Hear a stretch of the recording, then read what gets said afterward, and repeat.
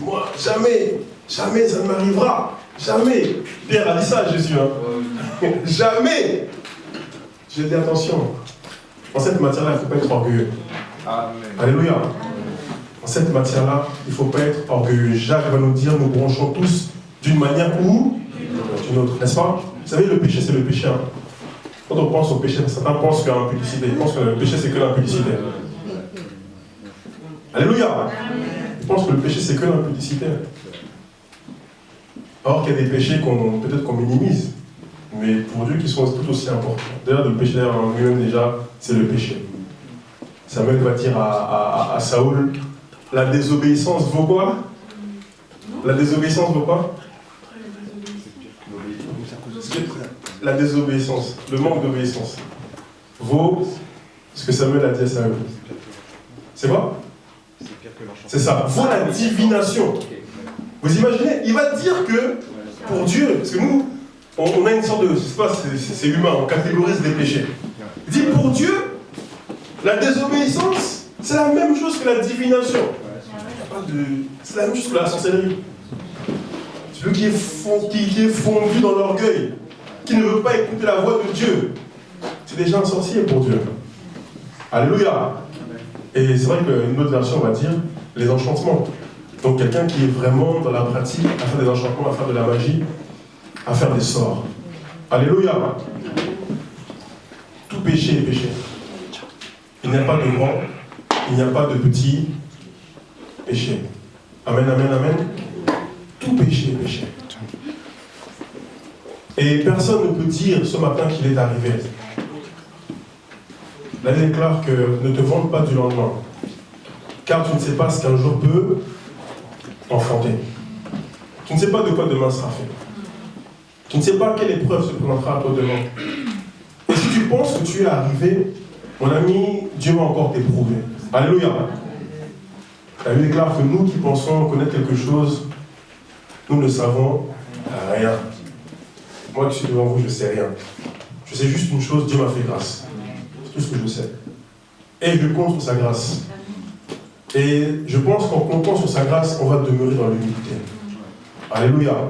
Celui qui n'est pas humble est déjà perdu d'avance. Je te dis la vérité, celui qui n'est pas humble est déjà perdu d'avance. Jésus lui-même, qui pouvait se glorifier de n'avoir jamais péché, de ne jamais pécher, était humble du cœur. Alléluia. Et cette humilité le permettait même d'être auprès des pécheurs, sans les condamner. Alléluia. Et vous avez vu la différence avec les pharisiens? Les pharisiens, eux, condamnaient les pécheurs. Mais est-ce qu'ils étaient sans péché? C'est la question que je vous pose ce matin.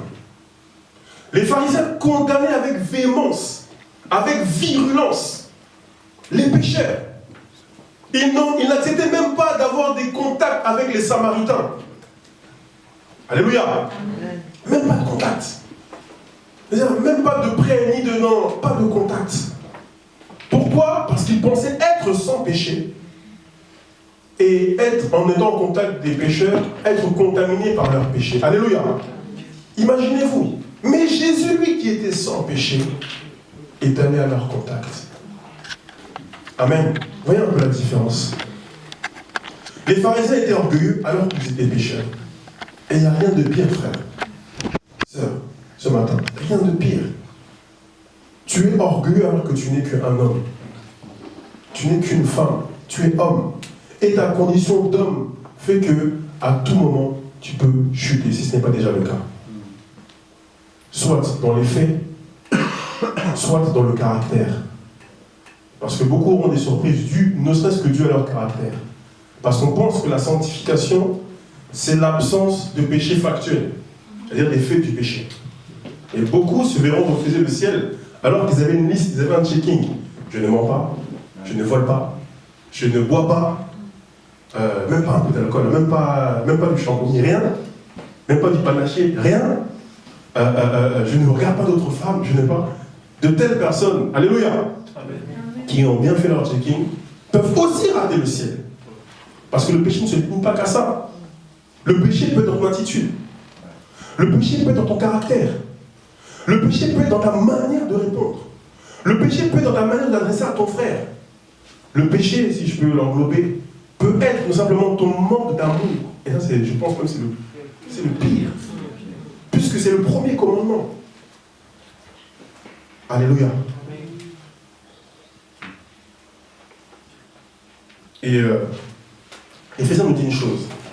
Pour vous dire que la guerre contre le péché est une grande bataille.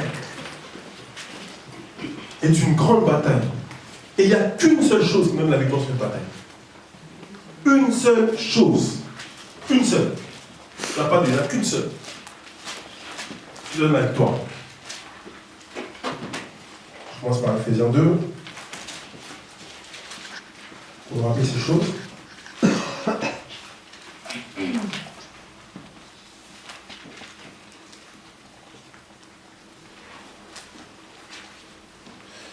Éphésiens 2 à partir du verset 1er.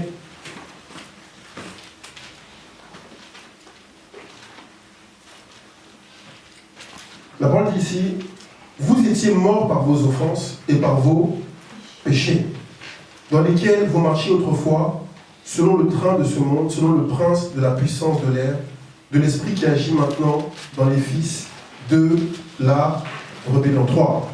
Nous tous aussi, nous étions de leur... Non, nous tous, nous étions de leur monde. Donc nous tous, nous étions dans le camp de Satan, des potentiels satanistes, des potentiels fils du diable. Nous tous, on était là-bas. C'est la grâce qui nous a sortis de là-bas. Et nous vivions autrefois selon les convoitises de notre chair, accomplissant les volontés de la chair et de nos pensées, et nous étions par nature, c'est la nature de l'homme, des enfants de colère comme les autres. Nous aussi on était là-bas. Éphésiens 4.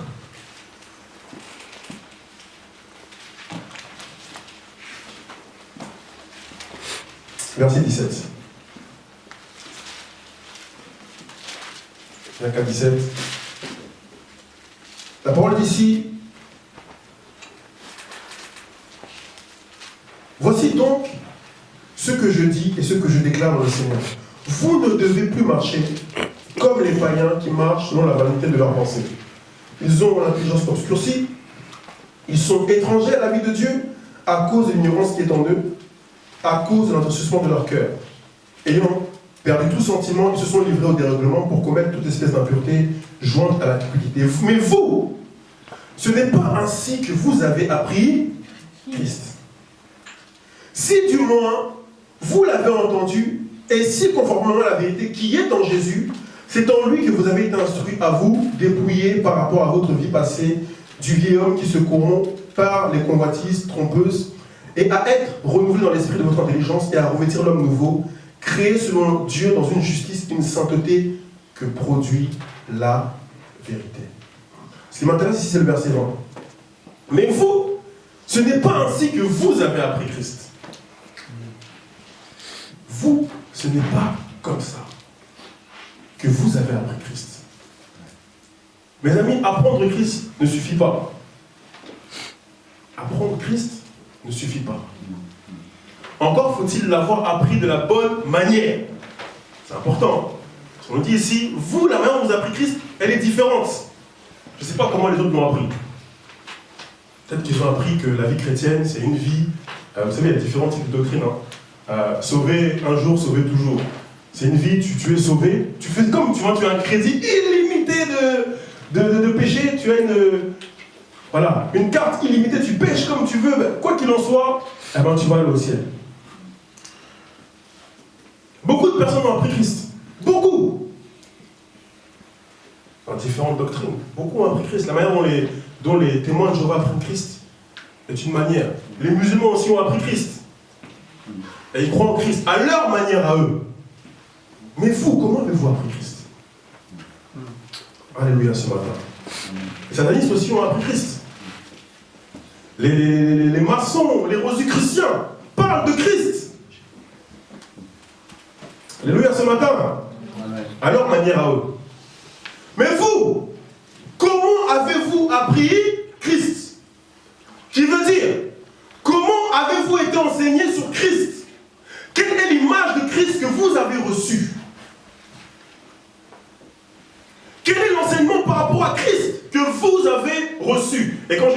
pas simplement entendu, que vous avez assimilé, que vous avez compris, que vous avez aussi saisi. Alléluia. Paul va dire, je cherche à saisir Christ, parce que lui-même m'a saisi.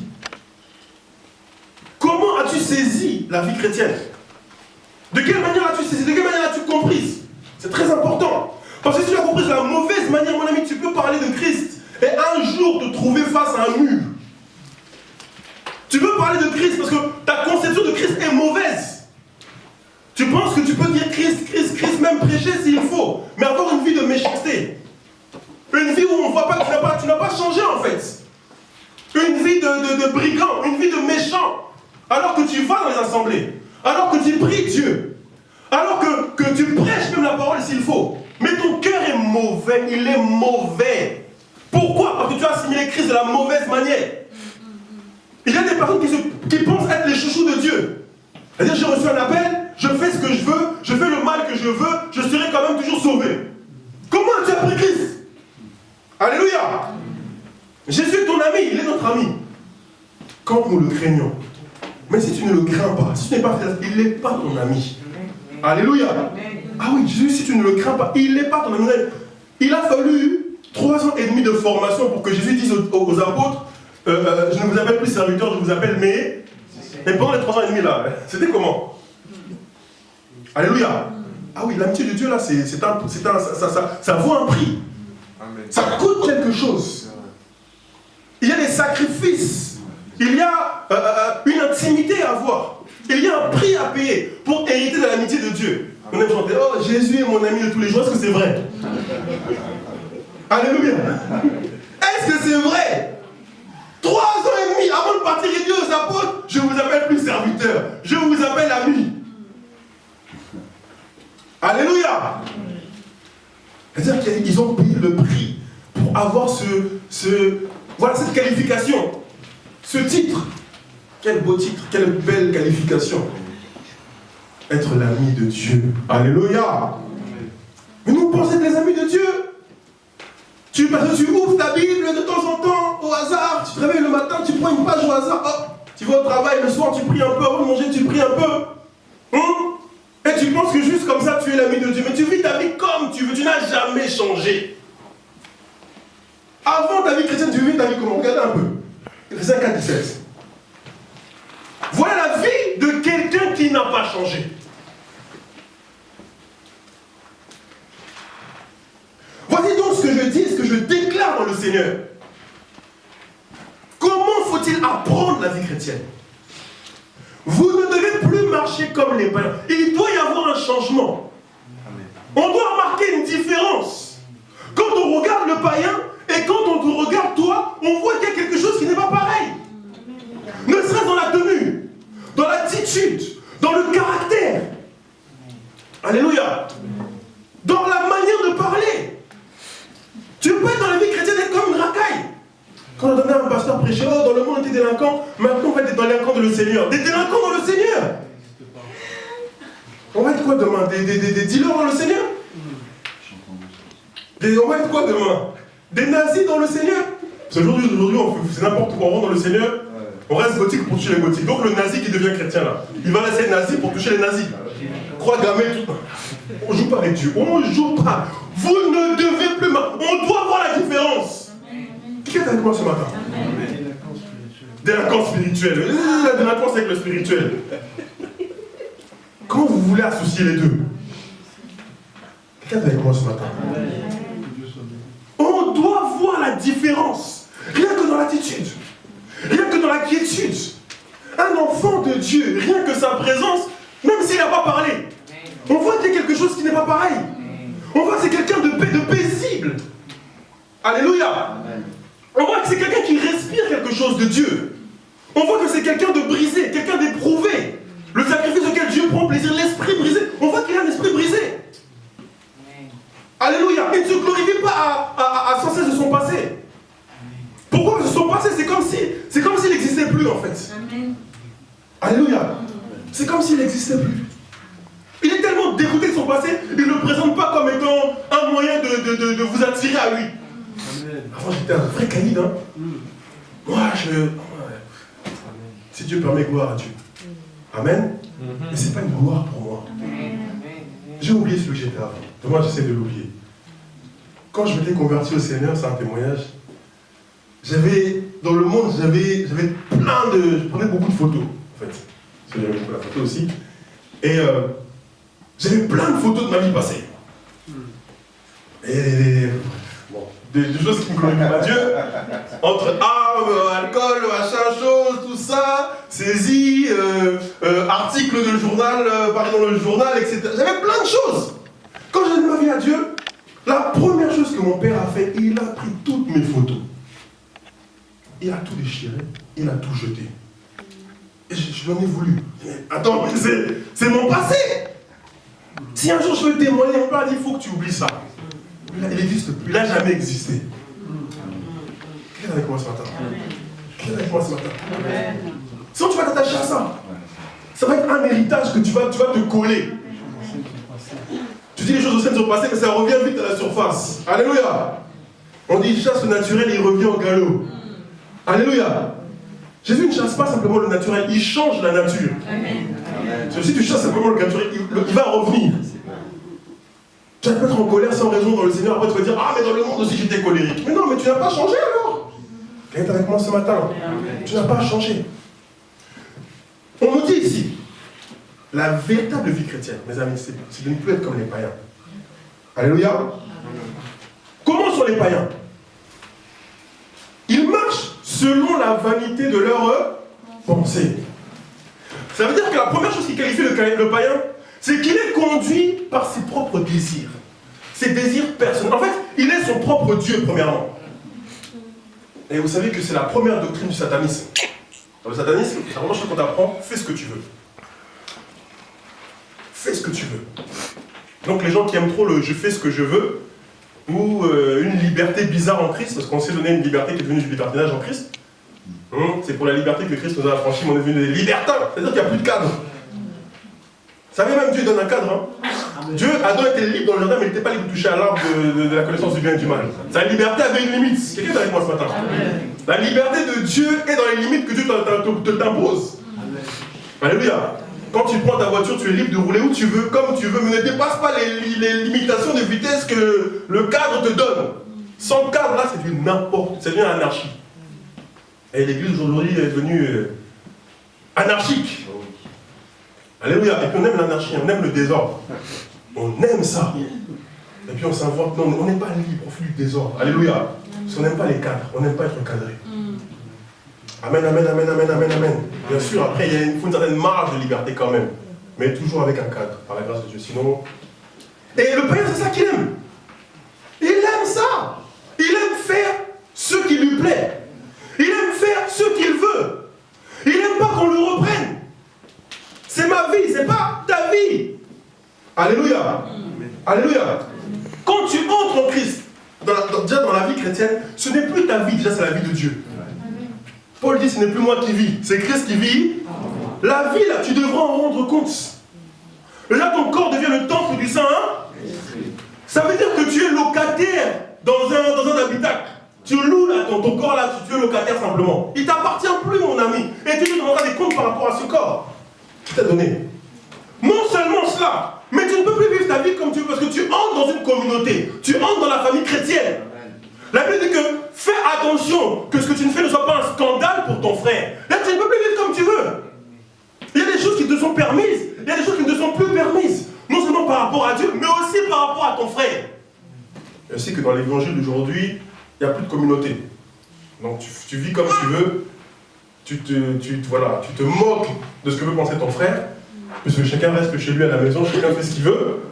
Alléluia, on n'aime plus la vie, on n'aime plus la communauté. Or que l'Église, avant tout, l'Église a beaucoup de qualifications dans la Bible.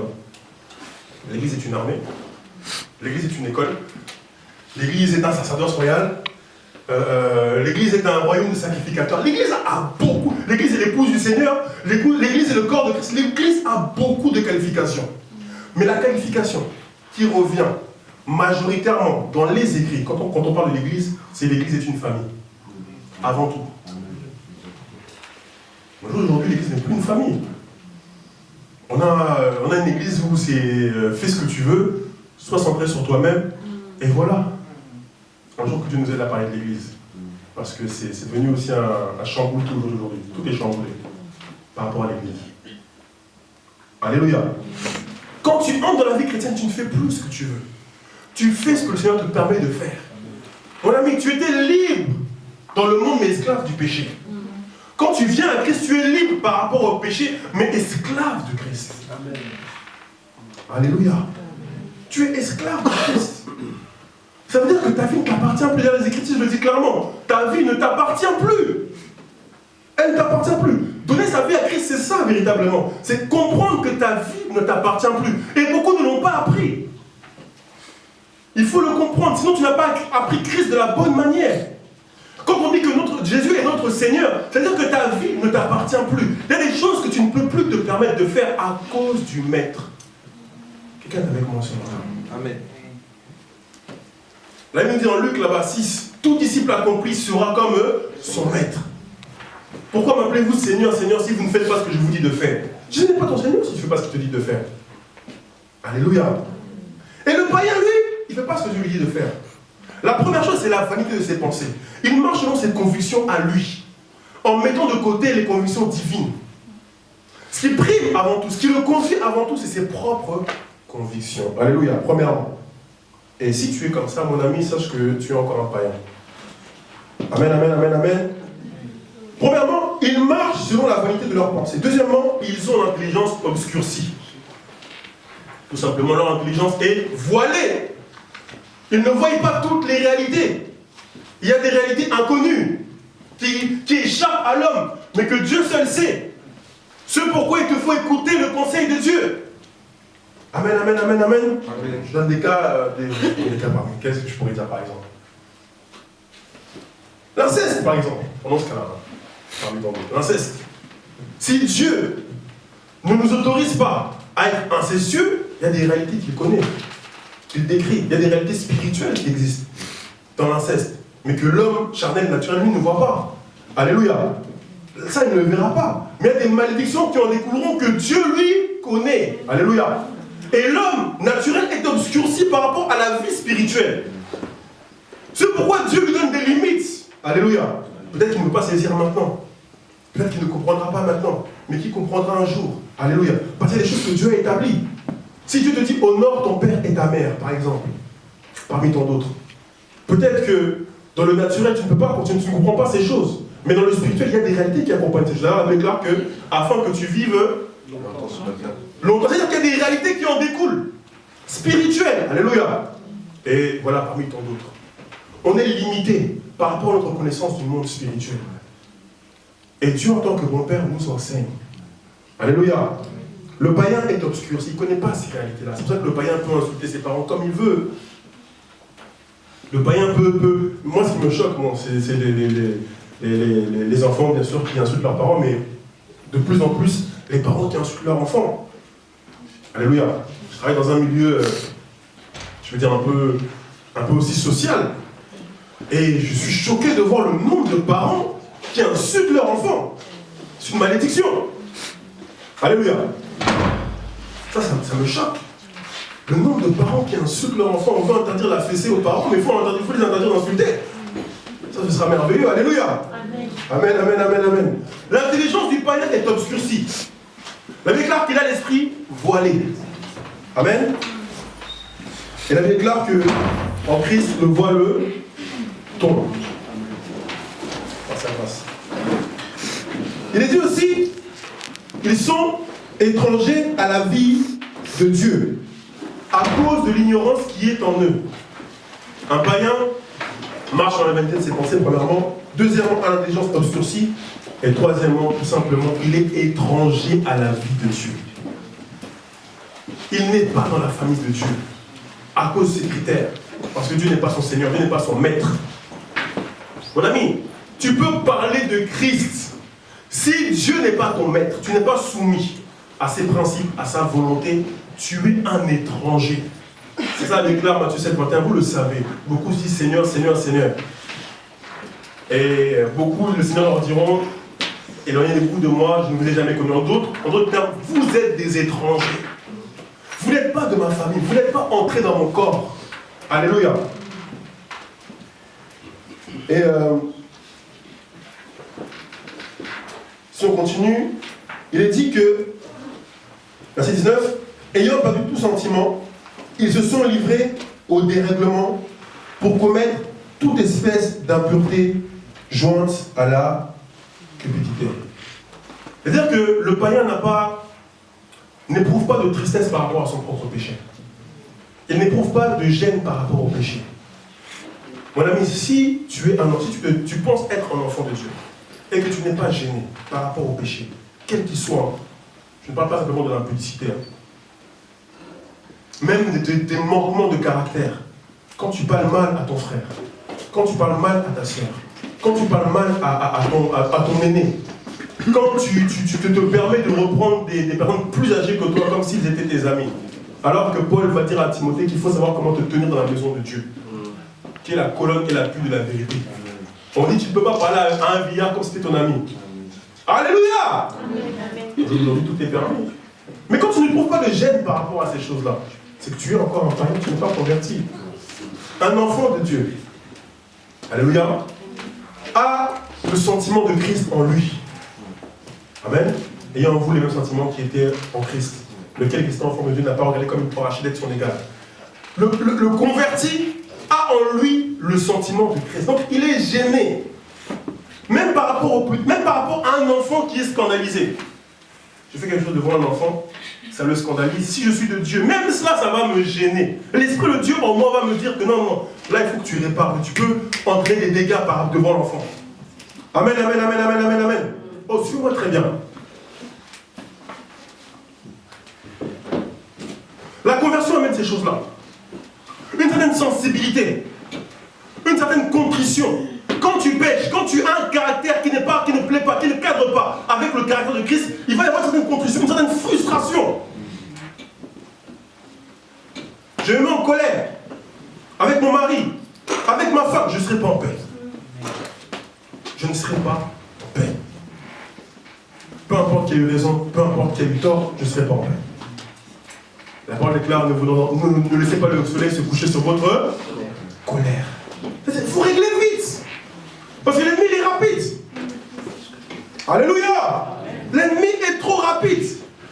Le Seigneur a permis à l'ennemi de toucher à la vie de Job. L'ennemi là, en un jour, pour voir tout le scandale qu'il a fait. Les enfants sont partis, la santé est partie. Ceux qu'on pensait être nos amis, là, révèlent leur véritable face. L'ennemi est trop rapide.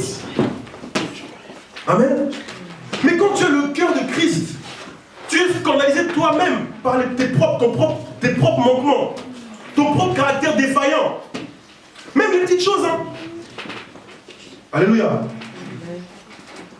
Un rendez-vous, tu arrives en retard. Même des petites choses comme ça. On peut considérer comme petites choses, d'autres plus grandes. Alléluia. Ça va te... Faut que je répare. Amen. Faut que je répare ça. Parce qu'on a des manquements, des fois on a des oublis aussi. Hein. Alléluia. J'ai oublié de prévenir par rapport à quelque chose. Mais je ne peux pas rester comme ça. Il faut que je répare. En fait, c'est le caractère de Christ en moi qui amène ça. Parce que l'esprit de Dieu est un esprit d'excellence. Alléluia. Alléluia. Avec là, il faut que nous connaissions la volonté de Dieu. Ce qui est bon, agréable et le Seigneur ne va pas simplement te laisser au bon. Il veut te faire évoluer de gloire en gloire. Tu fais des choses qui sont bonnes, c'est bien. Mais tu peux faire des choses qui sont encore plus agréables. Et tu peux faire des choses qui sont parfaites. Ne t'arrête pas au bon. Vois plus loin. Cherche à croître avec Christ. Cherche à avancer avec Christ. Cherche chaque jour à t'améliorer avec Christ, dans ton caractère, dans ton attitude. On n'est pas encore arrivé, frères et sœurs. Alléluia. Et l'Esprit amène cela en nous. Si, au début de ma conversion, parce que c'est un cheminement, hein. Au début de ma conversion, ce que j'étais au début de ma conversion, c'est pas ce que je suis aujourd'hui. Hein. Alléluia. Il y a des choses que je faisais au début de ma conversion que je ne peux plus faire aujourd'hui. Au début de ma conversion, quand j'ai demandé au Seigneur, bon, on ne connaissait pas tous les principes de Dieu, tellement zélé pour aller évangéliser. Je prenais le train pour aller partout pour aller évangéliser. Mais le problème, c'est que je ne payais pas le train. L'ignorance. Qui est avec moi ce matin? L'ignorance. Mais j'ai grandi avec Christ. Et j'ai compris que... non, Seigneur, c'est... La déclare que notre cheminement avec Christ, c'est en tâtonnant. On va regarder le passage de Acte 4, nous avons dans Acte 26.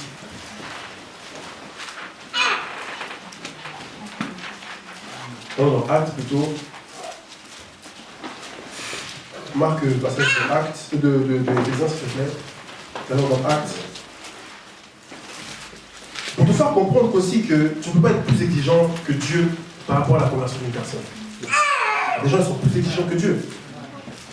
Tu veux brusquer certaines personnes, mais... Or que Dieu, lui, il t'a laissé toi aussi le temps. C'est Acte 17, excusez-moi, 17, 26. Acte 17, verset 26. Regardez un peu comment on avance dans le Seigneur. Il faut beaucoup de compassion. Beaucoup de compassion. Acte 17, verset 26. Il a fait que tous les hommes, sortis d'un seul sang, habitent sur toute la terre, sur toute la surface de la terre, ayant déterminé la durée des temps et les bornes de leur demeure. Il a voulu, c'est Dieu, hein? Il a voulu qu'il le cherche, le Seigneur. Dieu a voulu que les hommes le cherchent, le connaissent du moins, et qu'il s'efforce, ça c'est très important à surligner, qu'il s'efforce, c'est-à-dire qu'il y a un effort à faire. Et Dieu valorise ton effort. Chaque jour tu feras des efforts. Et en fait ce que Dieu regarde c'est ton effort. Tu n'es pas parfait, mais Dieu voit ton effort, du moins. Alléluia. Alléluia. C'est pour ça que le brigand à la croix, alors qu'il devait certainement avoir un casier judiciaire lourd, Dieu a valorisé son effort. Christ a valorisé l'effort. Et en fait, ce que Dieu veut voir, c'est quand il reviendra, seras-tu encore dans l'effort ou dans la passivité? Quand Jésus reviendra, là, seras-tu encore en train de faire des efforts par rapport à ta vie, par rapport à ton caractère? Ça, tout à l'heure, je dis, je loue ceux qui pensent qu'ils sont déjà arrivés là. Paul les appelait les super apôtres. Je loue ces gens-là. Alléluia. Amen, amen, amen. Je ne sais pas quelle force ils ont. Dieu soit béni. Mais moi là, excusez-moi, j'ai besoin de la grâce de Dieu. Amen. Celui-là, oh, ouais, je suis tellement loin. Sans sa grâce, je suis loin. Et aussi petit que je pense être. En tout cas, je bénis Dieu, je crois que je fais des efforts. Et c'est ça ce que tu veux voir. Mon ami, ne te lamente pas parce qu'il y a des choses que tu n'arrives pas à faire. Mais fais au moins l'effort. Soit sur la sanctification, c'est un chemin. Tout ce qui finit par sion est une opération. Alléluia. C'est-à-dire c'est quelque chose qui est en cours. Vous comprenez quelque chose? Tout ce qui a le suffixe sion là, c'est en cours. C'est pas acquis. Alléluia. Alléluia. C'est une opération. C'est-à-dire que la sanctification est un chemin. Et c'est un chemin par lequel on s'améliore. On devient de plus en plus saint. Amen, amen, amen, amen, amen, amen, amen. Bien sûr, le Seigneur nous a lavé l'esprit, nous a régénérés par le bain de la régénération. Donc ton esprit déjà, selon Dieu, est saint. Amen, c'est pour ça qu'il nous appelle des saints. Mais par rapport à notre âme, alléluia, c'est tous les jours, Dieu enlève des choses. Tous les jours, c'est un chemin de tous les jours. Mais il faut aussi le désirer. Tu ne peux pas de dire que depuis ta conversion, tu n'as pas changé. Avec toutes les années que tu as faites, c'est pas possible. Alléluia. Tu luttes encore avec les mêmes caractères, les mêmes attitudes. C'est qu'il y a un problème dans ta conversion. Il y a un véritable problème dans la conversion. Il y a des choses que tu dois abandonner. De jour en jour. Alléluia. Jusqu'au retour du Maître. Amen, amen, amen, amen, amen, amen, amen, amen. Ne te compare pas à l'autre, qui est peut-être plus avancé que toi sur un caractère. Mais toi, fais tes propres efforts. Amen. Chacun sa conversion. Paul, il a donné sa vie au Seigneur alors qu'il était anti-Christ, si je puis dire, ou anti-chrétienté, parce que bon, eux, ils avaient leur conception du Mashiach. Et mais sa conversion, toutes les conversions pour moi sont authentiques, mais sa conversion a été puissante. C'est aussi dû, c'était peut-être aussi par rapport à son appel, par la grâce de Dieu. Alléluia. Mais on ne se convertit pas tous comme Paul. Si tu te convertis, tu es prêt pour... Non, pas tout le monde. Alléluia. Ils se convertissent et petit à petit, ils avancent. Moi, j'ai vu des gens accepter Christ hier, le lendemain fumer une cigarette. Mais des mois après, être... Elle comprend quelque chose. C'est Dieu. Alléluia. Oui, j'ai vu ça avec quelqu'un. Ceux qui les avaient jugés quand ils avaient allumé la cigarette ce jour-là, bon, Dieu soit béni. Mais après, ils ont évolué avec le Seigneur. Évoluer avec Dieu. Amen. C'est les efforts que Dieu valorise. Fais-tu des efforts pour lutter contre ces caractères qui ne glorifient pas Dieu? Pour lutter contre ces faits, ces péchés factuels posés qui ne glorifient pas Dieu. Regardez ce qu'il dit ici. Nous sommes toujours dans Acte 17, verset 27. Il a voulu. Dieu nous connaît, nous les hommes. Il sait que c'est un combat, c'est une lutte. Moi, tous ceux qui se permettent de juger, là, de condamner avec véhémence, avec force, je crois qu'ils pensent qu'ils sont arrivés. Mais l'histoire et les faits nous ont montré que dans le cachet, là, ils n'étaient pas arrivés. Amen. Ce temps que ton péché n'est pas révélé, tu te penses fort. Hein? Mais quand il monte à la surface, là, on s'aperçoit qu'en fait, tu étais un bon blagueur. Alléluia. C'est pour ça, sois humble. Amen, amen, amen, amen. C'est pour ça, sois humble. Sois très humble.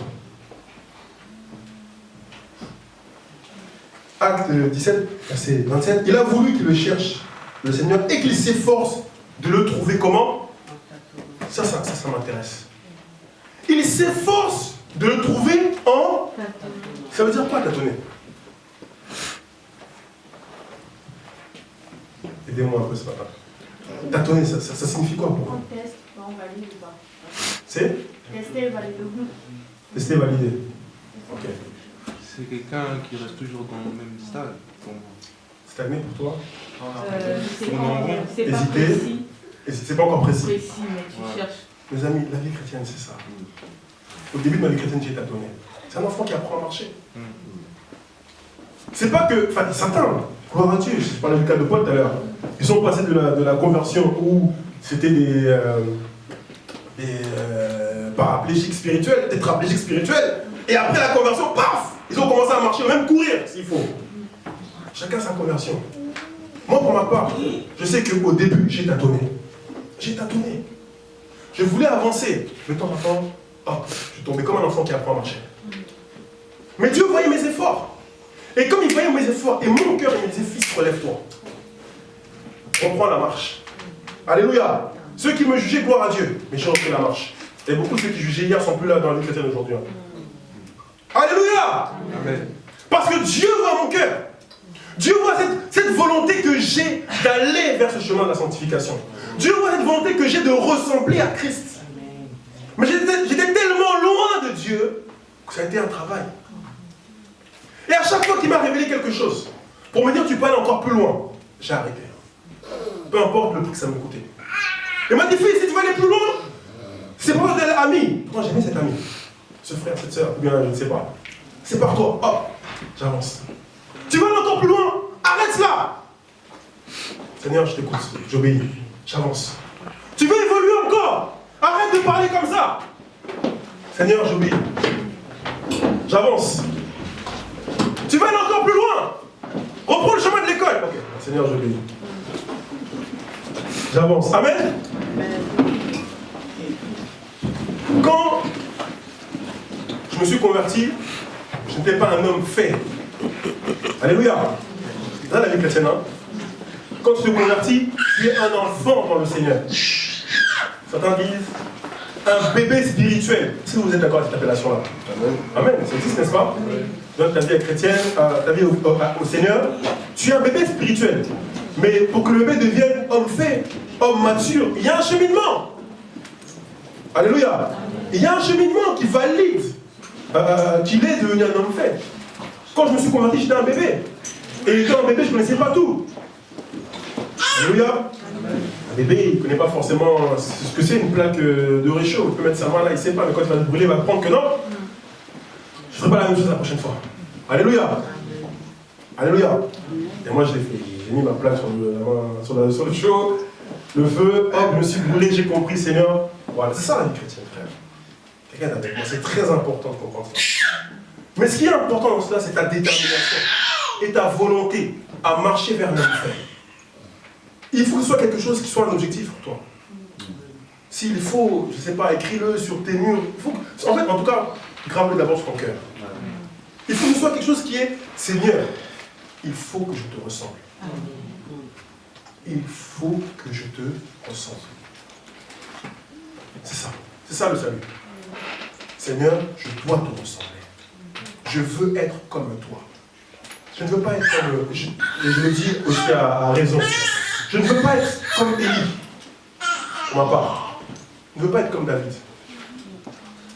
Je ne veux pas être comme je ne sais quel aussi héros de la foi. Dieu soit béni pour leur vie, hein, et pour leur qualité. Mais l'exemple parfait. Pourquoi je n'avais pas l'exemple parfait? Alléluia. Vous savez, Élie n'était pas comme Jésus. Hein. Jean-Baptiste n'était pas comme Jésus. Hein. Alléluia. Des fois, on nous donne une apparence de Jésus à copier, mais ce n'est pas forcément ça, Jésus qui condamne tout le monde. Là. Jésus va dire, Jean est venu ne mangeant ni ne buvant. C'est ça, hein? Et quand on dit ne mangeant ni ne buvant, c'est pas de l'eau, hein, parce que je pense qu'il buvait quand même de l'eau. C'est plus là. Quelqu'un comprend quelque chose? Le Fils de l'homme est venu mangeant et buvant. Et c'est quelqu'un qui était quand même, qui avait la vie, qui était joyeux, qui était compatissant, qui était simple, qui était humble. Alléluia. Qui avait cette bonne nature de l'homme, qui savait aimer. Alléluia. Qui savait voir le bon en toi. C'est pour ça qu'il ne condamnait pas. Parce qu'il n'éteint pas le lumière qui fume. Là où tout le monde voit que toi, voilà, à 95%, tu es fini. Lui, il voit les 5% qui restent. Amen. Et il dit, avec ces 5% là, je peux faire 500%. Amen. Parce qu'il est Dieu, Jésus. Amen. Dis à ton voisin, c'est encore possible. C'est encore possible. Ils ont vu la femme adultère. Mais ils ne savaient pas pourquoi elle venait à l'adultère aussi. Vous savez, Dieu la déclare qu'il est le juste juge. Ça veut dire que lui, il connaît les tenants, il connaît les aboutissants. Alléluia. Peut-être que c'était une femme battue, qui n'était plus aimée, je ne sais pas, je suppose. Peut-être que c'est une femme, son mari peut-être aussi qui a adultère de l'autre côté, je ne sais pas. Par sa grâce, tellement de choses à dire. Faisez un cap. Verset 20. Mais vous, ce n'est pas ainsi que vous avez appris Christ. C'est pas ainsi que vous avez appris Christ. Ceux qui vous enseignent un Christ individualiste, où on veut être individualiste, ils enseignent un mauvais Christ. Ce n'est pas le Christ des Écritures. Le Christ des Écritures, il va dire aux 12, ou même aux 120, restez ensemble. Jusqu'à ce que l'Esprit descende. Restez ensemble. Et même après que l'Esprit soit descendu, ils sont restés ensemble. Bon, après, bien sûr, quand ça prend de l'ampleur, au bout d'un moment, il faut quand même un peu... Vous comprenez quoi? Il faut quand même un peu, voilà, se disperser parce qu'il faut aller faire la mission. Amen. Vous avez tellement pris plaisir à rester ensemble que... Alléluia. Chaque chose en son temps. Avant la dispersion, il faut la concentration. Amen, amen, amen, amen, amen. Amen, amen, amen, amen, amen. Avant la dispersion, il faut la concentration. Il faut qu'on apprenne à se connaître les uns les autres. On apprenne à s'aimer les uns les autres. Amen. C'est très important. Vous savez, Jean et Pierre avaient des discordes du temps de la vie terrestre de Jésus. Alléluia. Il y avait un peu des discords minimes, on voit dans le caractère du monde. Parce qu'on allait dire que Jean était le disciple que Jésus aimait, le chouchou. Mais on voit qu'après l'effusion de l'esprit, ils étaient souvent ensemble. Alléluia. Souvent ensemble. Amen, amen, amen, amen. Acte 2. Prenons acte. Acte 3.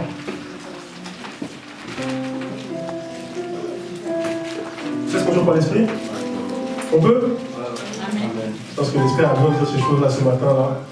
Bien qu'on parle de la conversion et de la victoire sur le péché, je sens vraiment ça monte dans mon cœur de croire avec l'église aussi. Et acte 3. Acte 3. Si l'église primitive est notre modèle, elle doit l'être sur tout. Pas simplement sur ce qui nous arrange. Et mettre de côté ce qui nous dérange. Alléluia. Acte 3, verset 1er. Pierre et Jean montaient ensemble. Oh, alléluia, j'aime ça. Pierre et Jean montaient ensemble au temple. Amen. À l'heure de la prière, c'était la 9e heure. On donne même l'heure à laquelle ils se réunissaient. C'est-à-dire qu'ils avaient des temps de réunion. Avoir un temps de réunion n'est pas un péché. C'est-à-dire que, je ne sais pas moi, tous les mardis ou je ne sais quel tel jour, à telle heure, on se retrouve ensemble. C'est pas un péché. Eux, ils avez 1 heure. Bon. Quelqu'un est avec moi. Vous avez un programme en gros. Et Pierre et Jean montaient ensemble. Je ne sais pas si c'est Jean qui est parti chercher Pierre. Je ne sais pas si c'est Pierre qui est parti chercher Jean. C'est ça l'église. On monte ensemble, on y va ensemble. Amen. Je me soucie de mon frère. Quand il y a 1 heure de prière, par exemple comme c'était le cas là, si je vois mon frère et que je l'appelle, c'est parce que je veux le contrôler. C'est parce que je l'aime. Et je ne sais pas, il a attrapé quelque chose. Quelqu'un est avec moi ce matin. Pourquoi nous diviser comme ça? Oh, il veut me contrôler, pourquoi il m'a appelé? Non, c'est parce que je t'aime. Je t'aime. Il y a des fois qu'on n'appelle pas, c'est le contraire. Oh, il ne nous appelle pas, il n'y a pas d'amour là-bas. L'homme et ses contradictions. Alléluia. Il veut me contrôler, mais... Vous savez, il faut différencier le contrôle et l'esprit de contrôle. Le contrôle est biblique. L'esprit de contrôle n'est pas biblique. D'ailleurs, j'aimerais vous dire une chose, on est appelé à se contrôler les uns les autres. Se contrôler, c'est quoi? C'est faire un checking. Je regarde est-ce que dans la vie de ma soeur, il n'y a pas un petit quelque chose. Parce que je suis aussi gardien de ma soeur, n'est-ce pas? Donc je regarde ça, le contrôle à la base. Mais l'esprit de contrôle, ça devient abusif. Ça devient abusif. Si tu n'as pas d'être contrôlé, c'est peut-être que tu as peur aussi qu'il y ait des choses dans ta vie qui jaillissent. La Bible déclare que celui qui est dans les ténèbres ne vient pas à la... Amen ou pas amen? C'est comme ça que dans nos réunions, on se dissimule des gens bizarres. Et vraiment, ils connaissent tous les versets, ils connaissent toutes les doctrines, ils connaissent tous les messages. Mais ils sont bien dissimulés. Parce que tellement il n'y a pas de contrôle, tellement il n'y a pas de contraintes. Parce qu'on est dans une génération où l'homme n'aime plus les contraintes. Or, la vie chrétienne est faite de beaucoup de contraintes. Et c'est fait exprès. Dieu te contraint. Il te purge. Et on aime tellement ce libertinage-là, on n'aime plus être purgé. Mon frère, aime cette vie où il y a des contraintes pour Dieu. Aime cela. Aime cela. Parce que contrainte pour Dieu veut dire, ça s'appelle la discipline tout simplement. Aime cette vie où Dieu te discipline. Alléluia. Amen. Où il t'apprend à respecter des horaires. Où il t'apprend à respecter un programme. Où il t'apprend un certain respect. Alléluia. Où il t'apprend une certaine valeur. Aime cette discipline-là, même si elle est dure pour toi. Jésus est en train de te changer. Alléluia. Et j'aimerais te dire aussi que, en dehors de ce milieu-là, tu auras du mal à être changé. Parce que Dieu a fait les choses ainsi. On est un corps. Dieu l'a fait exprès. Il y a des choses en toi qui changeront qu'au contact de tes frères et sœurs. Parce que ne jailliront qu'au contact de tes frères et sœurs. Alléluia. Si Pierre n'était pas au contact de Paul quand il faisait l'hypocrite, peut-être qu'il n'aurait jamais changé. Quelqu'un comprend quelque chose? Il fallait que Paul soit là. Et il voyait que Pierre, là, ton caractère là, t'as trop été influencé par celui qui change un peu. Ça, c'est pas bon. Les cas, il va le reprendre publiquement. Alléluia. Alléluia. L'église de Christ. Et on parle de la conversion. On parle de l'abandon des péchés. Et j'aimerais insister aussi sur ça. Il y a certaines attitudes, il y a certains états de ta conversion, certains stades de ta conversion qui ne seront atteints que dans la communauté. Pourquoi? Parce que dans la communauté, il y aura peut-être certaines personnes qui vont aussi t'influencer, qui vont te montrer l'exemple. Parce que c'est bien de parler de certaines choses, mais c'est encore mieux de les voir, n'est-ce pas? Et dans la communauté, tu pourras voir, et j'espère, par la grâce de Dieu, des personnes justement qui ont cette bonne influence-là. Et si tu te sectarises, tu te mets de côté, tu passeras à côté de beaucoup de choses. Alléluia. Éphésiens 4, on retourne là-bas. Par la grâce de Dieu.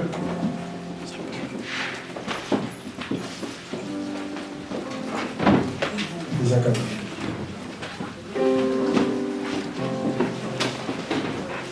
Dieu nous aide à lutter contre l'esprit anticommunautariste qui souffre dans l'Église.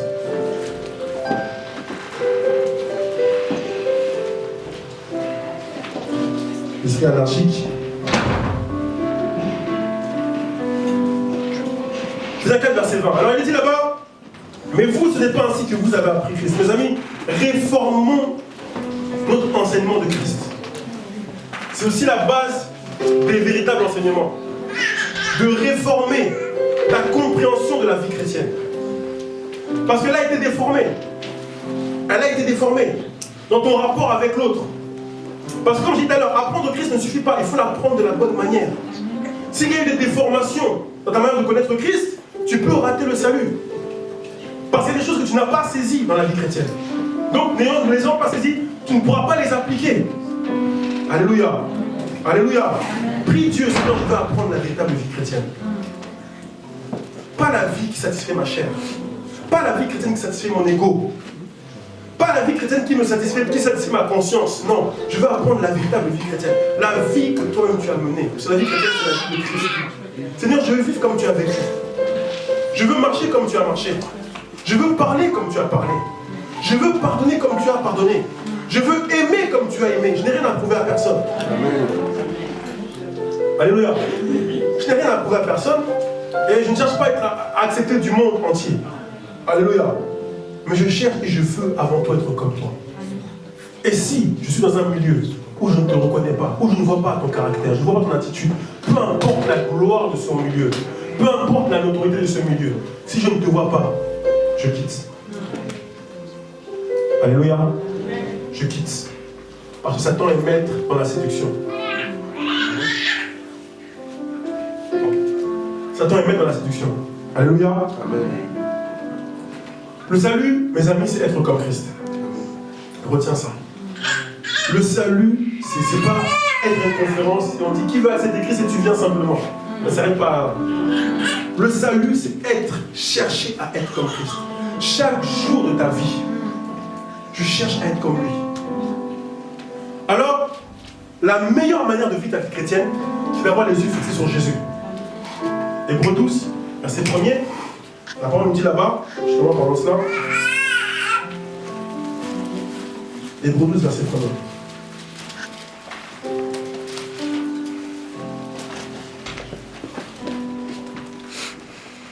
Quelqu'un a trouvé, il peut m'aider.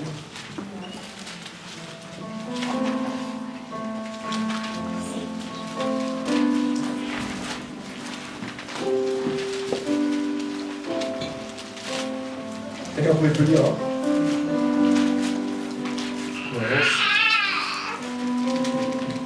Nous donc aussi, puisque nous sommes environnés d'une si grande nuée de témoins, rejetons tout fardeau et le péché qui nous enveloppe si aisément, et poursuivons constamment la course qui nous est proposée.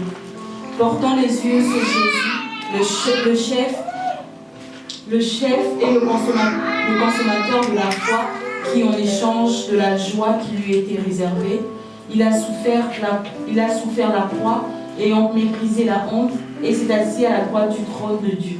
Alléluia. Nous tous,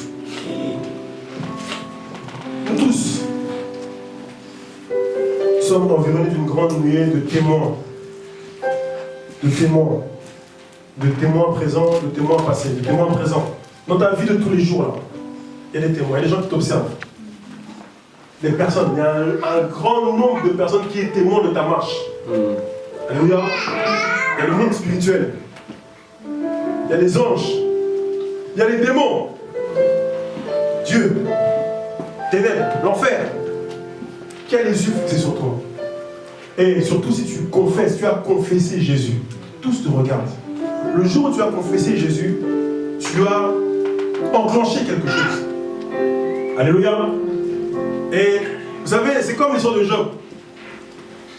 Satan avait, excusez-moi le terme, s'il paraît un peu grossier, avait en gros parié que Job ne tiendrait pas.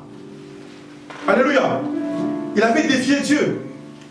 Dieu disait à Satan, as-tu remarqué? Parce que pourquoi as-tu remarqué? Parce qu'il avait déjà remarqué de toute façon. Hein. Il connaissait Job, Satan, avant que Dieu lui dise. Hein. Alléluia.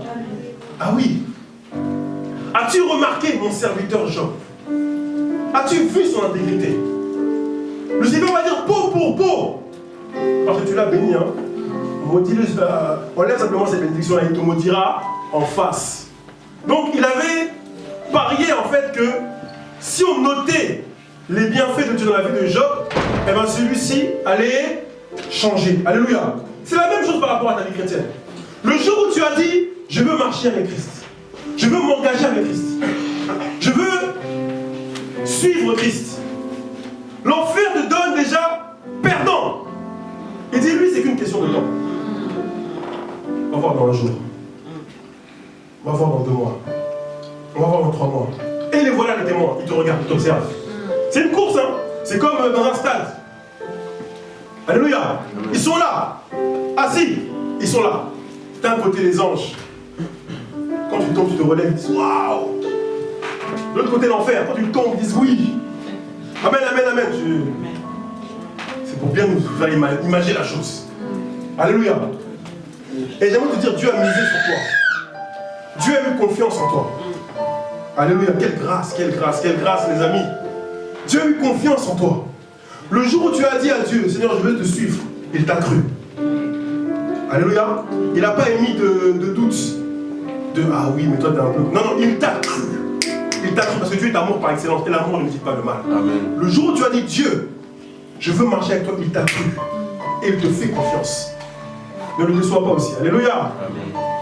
Alors on est environné d'une grande nuée de témoins. Tous qui sont là, qui observent et qui regardent. Certains qui veulent que tu chutes. D'autres qui veulent que tu réussisses. Dans ces témoins-là, il y a aussi les païens. Qui te connaissaient ou qui te connaissent. Certains veulent que tu chutes, d'autres veulent que tu réussisses. Il y a ta famille qui observe. Oh, lui, il dit qu'il est converti maintenant, on va voir. Les témoins, ils sont là. Mais il est clair qu'il faut courir avec persévérance pour réussir cette course. Rejetant tout fardeau et tout péché qui nous enveloppe si facilement, nous disent les Écritures. Pour réussir la course, il faut rejeter le péché. Il faut rejeter les fardeaux. Au fur et à mesure que tu avances, tu abandonnes des choses. Alléluia. Mais il déclare que tu ne peux pas réussir sans ce qui vient après. Il déclare, ayant les regards fixés sur eux. Ayant les regards fixés sur eux. Jésus. Si tu perds Jésus des yeux, tu as perdu la course des yeux. Quand on court le 100 mètres, le 200 mètres, le 400 mètres, on dit au coureur, il faut regarder la ligne d'arrivée. Si tu ne regardes pas la ligne d'arrivée, tu vas perdre du temps. Parce que sinon, tu vas regarder en l'air, tu peux te dévier, c'est du temps perdu, tu peux regarder par terre, tu peux trébucher, c'est du temps. Il faut toujours regarder la ligne d'arrivée. Nous, notre ligne d'arrivée, c'est Jésus. Amen. Alléluia. Amen. Jésus est en même temps le chemin, il est en même temps le terminus. Amen. Il est le chemin, la vérité et la vie. La vie, c'est le terminus. Il est en même temps le chemin, il faut regarder à Jésus. À partir du moment où tu perds Jésus des yeux, tu vas perdre la course. Alléluia. David disait, j'avais constamment le Seigneur sous mes yeux. Quand tu oublies Dieu, tu perds, mon ami. David dit, j'ai aussi constamment les yeux fixés sur ta loi. Jésus, c'est la parole. Quand tu n'as pas les yeux fixés sur la parole, mon ami, ta course est perdue. Tu vas tomber déjà. Alléluia. C'est quelqu'un pour quelque chose. Sans... La course, elle est comme ça. Il faut avoir les yeux fixés sur lui. Lui, c'est la parole. Lui, c'est la lumière. Lui, c'est la vie. Lui, c'est la résurrection. Il va dire, je suis la résurrection et la vie. Ça veut dire que si tu as quelque chose qui est mort en toi, que tu crois mort en toi, il peut encore mettre la vie dans cette chose. Amen. Si on t'a dit que ta vie c'était fini, il peut encore mettre la vie dans cette chose. Si on t'a dit que ton poumon c'est fini, il peut mettre encore la vie dans ton poumon. Amen. Si on t'a dit que ton affaire est finie, il peut encore mettre la vie dans cette affaire. Si on t'a dit que ton ministère c'est fini, il peut encore mettre la vie dans ce ministère. Parce qu'il est la résurrection et la vie. Si on t'a dit toi, tu seras célibataire toute ta vie, c'est mort pour toi, je peux te dire qu'il peut ressusciter. Même les choses les plus enfouies, il peut les amener à la surface parce qu'il est Dieu, mon ami. Lazare c'était déjà, ton cas peut-être sent déjà. Ton cas peut-être sent déjà. Ça sent les problèmes. Ça sent la déception. Ça sent le désespoir. Peut-être que ça sent déjà. Mais Jésus peut aller le chercher là où il est. Même si on a mis une pierre, le jour où Jésus a été mis dans le cercueil, avec là on a roulé une grosse pierre. Non seulement il y avait le cercueil, en plus il y avait la pierre. Et par-dessus tout, il y avait encore les gardes. Triple protection. Mais la Bible est claire que quand les femmes sont venues au tombeau, même les gardes qui ont été là ne savent pas à quel moment ça a été roulé. Ils ne sauront pas à quel moment on a roulé la pierre pour que ton affaire sorte. Oh, ils ne savent pas à quel moment, ils ne sauront pas. Mais ils témoigneront parce que Jésus-Christ est capable. N'arrête pas de croire. Alléluia. Ce n'est pas encore fini.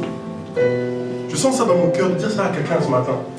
Ce n'est pas encore fini. Amen. Peu importe ce qu'ils ont dit. Ils ont dit, mais qu'est-ce que Dieu a dit? Eux ne sont pas Dieu. La parole déclare que tu es égyptien et non Dieu. Tu es homme et non Dieu. Peu importe ce que tu as dit. Tu ne sais pas ce que Dieu m'a dit moi dans le secret. Alléluia. Et il est le Dieu des grandes choses, le Dieu qui étonnera toujours. Amen, amen, amen, amen. Ayant les regards fixés sur lui. Ça veut dire que chaque jour de ta vie, tu es dans cette course. Tu es dans ce combat. Et le succès de ta course, c'est les yeux fixés sur la loi de l'Éternel. Si tu n'as plus les yeux sur sa loi, sur ce que Dieu dit par rapport à comment marcher, mon ami, tu es perdu. Ma soeur, tu es perdu. Mon frère, tu es perdu. Chaque jour. Et notre course, c'est pas simplement une course où on court, non. C'est une course où il y a des haies à sauter. Il y a des embûches à éviter. Alléluia. Alléluia. Et pareil, hein, ceux qui sautent les haies, quand ils sautent, ils ne doivent pas regarder les haies. Ils doivent toujours regarder la ligne d'arrivée. Amen. Parce que si tu regardes la haie, tu peux être déconcentré. C'est ainsi que David dit. Alléluia. Alléluia. Tout me viendra de secours. Je fixe les yeux vers les montagnes. Tout me viendra de secours. C'est-à-dire que David a vu les montagnes. Mais il s'est dit, tout me viendra de secours. Le secours est au-dessus des montagnes. T'arrêtes pas sur les montagnes. J'aimerais dire à quelqu'un ce matin, ne regarde pas simplement la montagne. Ton secours, il est au-dessus de ta montagne. Ton secours est au-dessus de ton problème. Ton secours est au-dessus de ce qu'on t'a dit. Ton secours est au-dessus de ton échec passé. Alléluia. Tu peux avoir échoué hier, mais hier c'est hier. Aujourd'hui est un autre jour. Amen. Dieu peut faire encore. Oh Jésus. Oh merveilleux Jésus. Alors, il faut avoir les yeux fixés. Quand tu vas fixer les yeux sur ta parole, tous les jours de ta vie, mon ami, tu vas sauter les haies. Vous savez, c'est comme nous qui conduisons même les voitures. Hein. Quand tu conduis les voitures, tu ne regardes pas devant, tu regardes le plus loin possible. Amen ou pas amen? Vous les conducteurs, c'est pas comme ça? Est-ce que tu regardes devant?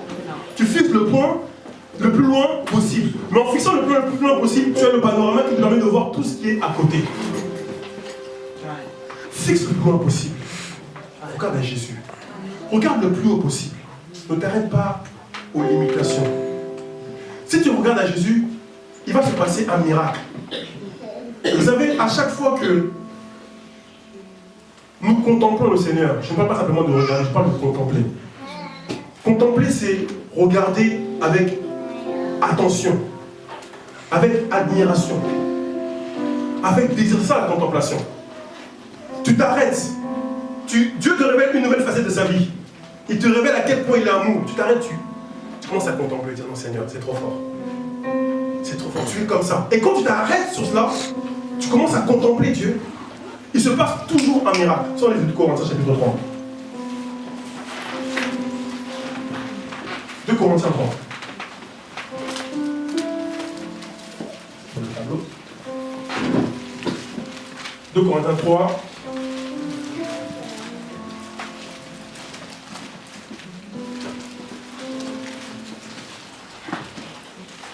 Est-ce qu'il y a des mouchoirs là-bas?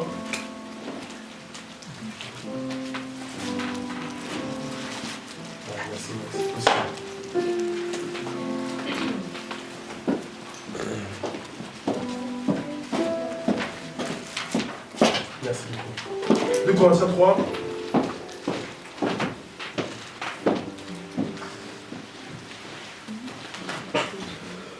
À partir de 18, si quelqu'un trouvait venir. Nous tous, dont le visage découvert reflète la gloire du Seigneur, nous sommes transformés en la même image de gloire en gloire par l'Esprit du Seigneur. C'est merveilleux ça. Est-ce que vous avez compris le passage? Nous tous, dont le visage découvert reflète la gloire du Seigneur, nous sommes transformés en la même image de gloire en gloire par l'Esprit du Seigneur. Quelqu'un a une autre version? 2 Corinthiens 3, 18. Est-ce que quelqu'un a une autre version? Ta version dit quoi, ma soeur, s'il te plaît? Tu dis ta version? Nous tous qui sans voile sur le visage, contemplons comme dans un miroir la gloire du Seigneur, nous sommes transformés à son image, de gloire en gloire par l'Esprit du Seigneur. C'est merveilleux. La Bible déclare que nous tous, c'est ça, hein, qui sans voile, C'est-à-dire nous tous qui avons reçu Christ. Et quand tu reçois Christ, il déclare que le voile est ôté. Et ça, c'est le passage même précédent de Corinthiens 3. De Corinthiens 3, 15, je lis, 14 même, on dit, mais ils sont devenus durs d'entendement, car jusqu'à ce jour, le même voile demeure. Quand ils font la lecture dans ce testament, ils ne se lèvent pas, parce que c'est en Christ qu'il disparaît. Donc quand tu entres en Christ, il y a un voile qui est ôté. Le voile de la condamnation, comme selon la loi. Le voile du légalisme, qui te renvoie toujours à Moïse, qui te renvoie toujours à la dureté d'Élie, et non jamais à la compassion de Jésus. Es-tu encore voilé? Alléluia. Le voile du jugement de l'autre. Le voile, bien sûr, aussi de la difficulté à accepter la nouvelle l'alliance en Christ. Alléluia, l'alliance nouvelle. Amen. Quand tu reçois Jésus, ce voile déjà est ôté. Et ici, en fait, le fait que ce voile est ôté va te pousser à être fou du Christ, en fait. En fait, à toujours être, comment je trouve pas les mots? Amoureux. Amoureux, mais à un niveau passionné, épaté par qui est Jésus. Pas simplement parce qu'il fait, mais surtout parce qu'il est. Parce qu'il fait aussi, tu es épaté, bien sûr, mais surtout parce qu'il est. Parce que tu vas te dire, mais j'ai jamais vu un homme parler comme cet homme. J'ai jamais vu ça. J'ai jamais vu un homme aimé comme Jésus. Quand il se révèle à toi, tu n'as jamais vu un tel caractère. Alléluia. Et c'est ce choc en toi qui va te donner envie d'être comme lui. Et on te dit ici que si tu veux être comme lui, il faut t'arrêter d'abord à ce qu'il est. Il faut contempler ce qu'il est. Mon ami, tu deviens ce que tu contemples. Alléluia. Amen. Tu deviens ce que tu contemples. Les jeunes filles qui passent leur temps à regarder les stars du monde là, elles vont devenir comme ça. À contempler. C'est-à-dire qu'il y a une sorte d'adulation. Elles voient ça, elles sont fascinées. Elles rêvent comment elles sont coiffées, comment elles sont habillées, comment elles sont... Elles deviennent presque pareilles. Alléluia. Pareil pour les jeunes hommes, etc. Tu deviens ce qui te fascine. Et ce qui doit te fasciner avant tout, si tu veux avoir la victoire, c'est la personne de Christ. Tu veux être fasciné par sa personne. Amen. Fasciné par son caractère, fasciné par son amour. Fasciné par sa justice. Comment il est juste. Comment ses jugements sont justes. Fasciné par sa vérité. Comment il est vrai. Fasciné par sa douceur aussi. Fasciné par tout ce qu'il est. Et quand tu t'arrêtes à contempler ce qu'il est, c'est ce que disent les Écritures, c'est pas moi.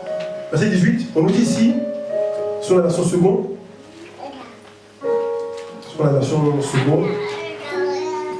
qui est une version qui a ses défauts, mais qui ne t'empêchera pas d'être sauvé quand même.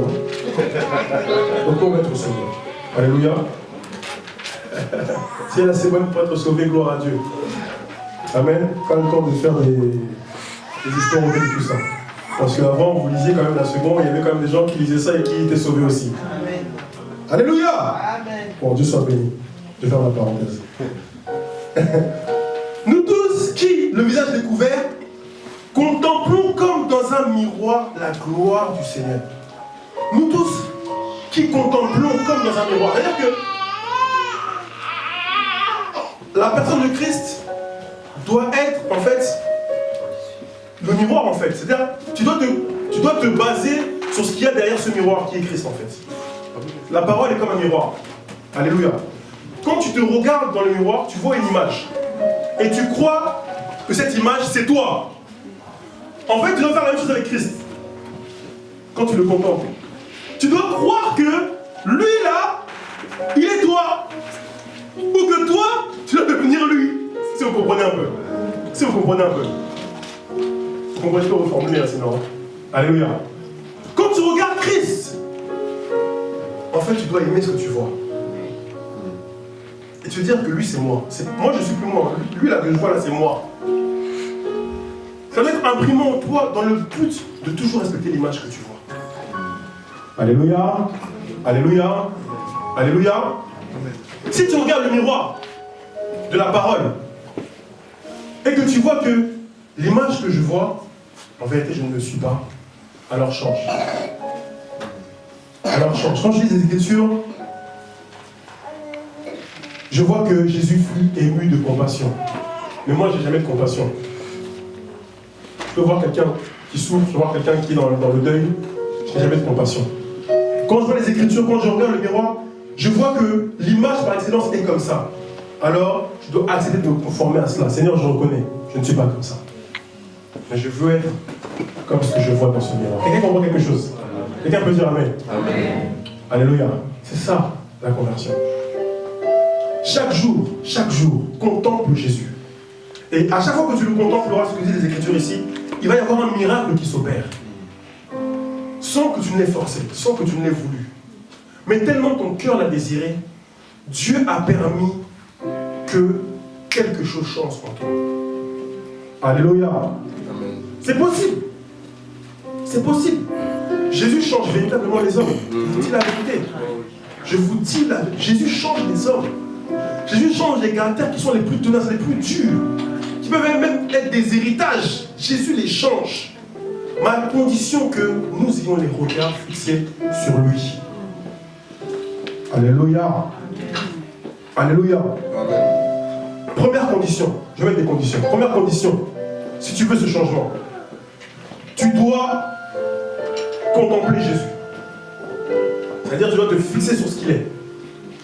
Il doit être ton exemple par excellence. Alléluia. Alléluia. Si ton pasteur tente de ressembler à Jésus, gloire soit rendue à Dieu. Si, je ne sais pas, un frère tente de ressembler à Jésus et qu'il t'inspire le caractère de Christ, gloire à Dieu. Paul a dit, soyez mes imitateurs, comme je le suis aussi de Christ. Gloire à Dieu. Si le frère a ces bons caractères, que toi aussi ça te motive, tu sois béni. Alléluia. Mais ton exemple par excellence, c'est Christ. Amen. C'est Christ. Tu ne peux pas... Vous savez, aujourd'hui, on a des chrétiens, j'appelle ça les chrétiens qui sont politisés. C'est un chrétien qui défend son parti, même quand son parti a tort. Alléluia. Qui défend son camp, même quand il sait qu'il a tort. Pourquoi? Parce qu'il veut l'intérêt de son camp, il ne veut pas l'intérêt du royaume. Je vous donne un exemple en politique. Récemment, sans le citer, il y a un homme politique, il y a eu des révélations sur sa vie. Des révélations claires. Et puis il a dit non, c'est faux, on m'attaque. Et puis il a demandé pardon. Donc il a reconnu que c'était vrai. On est d'accord ou pas? Mais pourtant, bien qu'il y ait ces révélations qui sont graves, il y a toujours des gens qui le défendent. Comment ça se fait? Comment ça se fait? En fait, ils ne le défendent pas à cause de lui. Ils le défendent à cause de leur parti. Et bien dans les églises, aujourd'hui, il y a des gens comme ça. Tu vois que, entre guillemets, ton leader a des problèmes, mais tu le défends toujours. Pourquoi? Parce que tu veux la réussite toujours de ton parti, de ton camp, de ta secte, de ta faction, de ton carcan. Et voilà des chrétiens comme ça aujourd'hui. Frère, un chrétien converti, un enfant de Dieu converti plutôt, un converti tout simplement, va toujours prendre le bon et toujours condamner le mauvais. Peu importe qui il a devant lui. Alléluia. J'aime mon frère Ludo. Si j'ai mon frère Ludo que j'aime, que j'apprécie, je vois des choses qui ne sont pas bonnes, j'irai le voir et il fera la même chose pour moi. Et je vous assure, il n'y aura pas de... Je ne pense pas qu'il aura de... Il me dira, Benito, ça, bien que je t'aime, c'est pas bon. Alléluia. On ne peut pas tout accepter chez quelqu'un, vous êtes d'accord avec ça? Même ma femme que j'aime, là, il y a des choses là-dedans. Et vice versa. Il y a des choses aussi chez moi, elle n'accepte pas. Alléluia. Tout homme, tant qu'il est homme et qu'il est sur la terre, est répréhensible. Alléluia. Donc ne défends jamais un homme par rapport aux choses qui sont répréhensibles chez lui. Parce qu'il est homme et c'est normal qu'il soit repris par quelqu'un ou par quelqu'un d'autre. Mais toi là, fixe-toi sur Jésus. Alléluia. Regarde que Jésus soit. Qu'il soit ton exemple par excellence. Alléluia. Amen. Lui, en tout cas, il est sûr qu'il ne te décevra jamais. Lui, tu es sûr que il n'y a rien à craindre. Alléluia. Donc j'ai dit première condition. Pour changer, te fixer pleinement sur Jésus, avec une pleine confiance. Abandonne-toi à lui. Alléluia. Si tu veux changer, premièrement. Aime ce qu'il est. Adore même ce qu'il est. Ça, c'est une chose que tu peux adorer. Adore ce qu'il est. Alléluia. Et ensuite, la deuxième condition, tout aussi importante, qui doit découler de la première. Il faut que tu aies foi, que ceux qui l'aiment, tu peux l'être. Regarde quelque chose.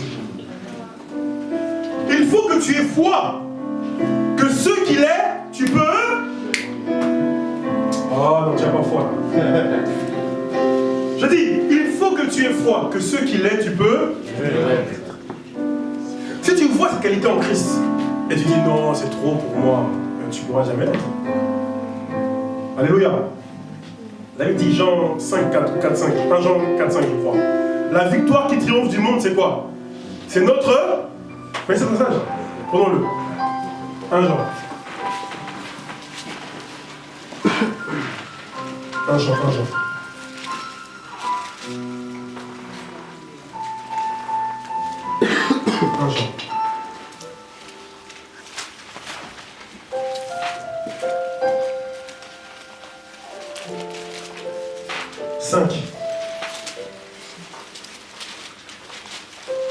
Verset 4. Tu veux triompher du monde. Tu veux triompher du péché. Tu veux triompher de la vieille nature. Tu veux triompher de ce caractère qui ne glorifie pas Dieu. Tu veux crucifier la chair. Tu veux crucifier le vieil homme. Tu veux abandonner telle chose. Il faut que tu aies foi. 1 Jean 5, verset 4. Car tout ce qui est né de Dieu triomphe du monde, et la victoire qui triomphe du monde, c'est notre foi. La victoire qui triomphe du monde, c'est quoi? C'est notre foi.